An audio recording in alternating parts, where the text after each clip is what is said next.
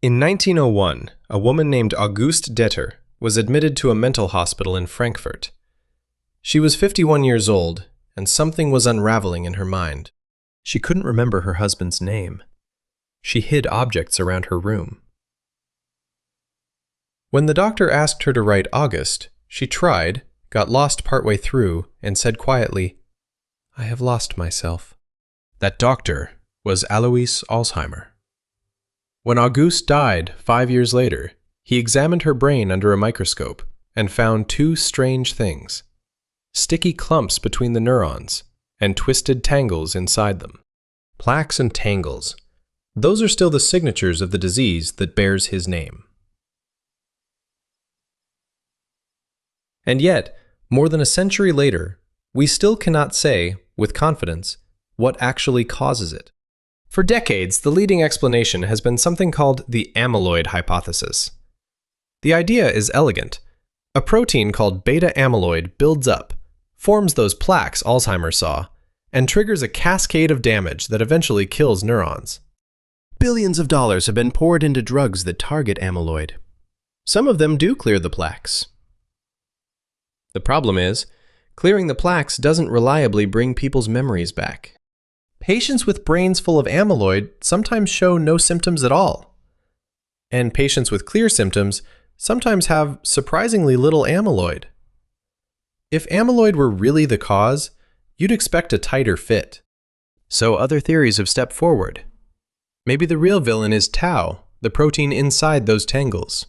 Maybe it's chronic inflammation, the brain's immune cells turning on the neurons they're supposed to protect.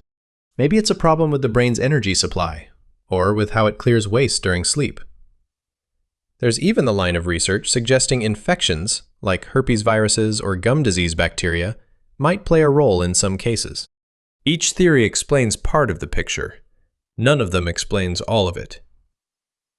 Part of the difficulty is that Alzheimer's is almost certainly not one disease. It's a syndrome, a shared endpoint that many different biological paths can lead to.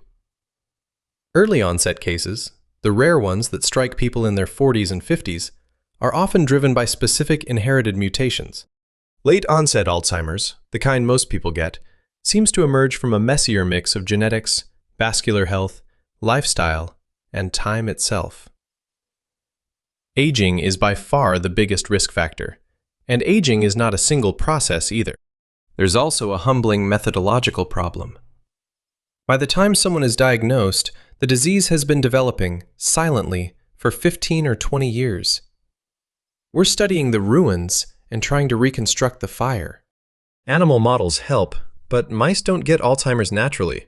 We have to engineer their brains to approximate it, and those approximations may be misleading us in ways we can't yet see. And then there's the uncomfortable history. The field has had fraud scandals, including a landmark 2006 paper whose key images appear to have been manipulated, a paper that shaped 16 years of amyloid research. When a field spends decades chasing one idea, it can be very hard to notice the other ideas it quietly stopped funding. So the honest answer, right now, is that Alzheimer's is probably many diseases wearing one face. We have pieces, good pieces. We don't yet have the picture. Auguste Deter said she had lost herself. More than 100 years later, we're still trying to understand exactly what she meant.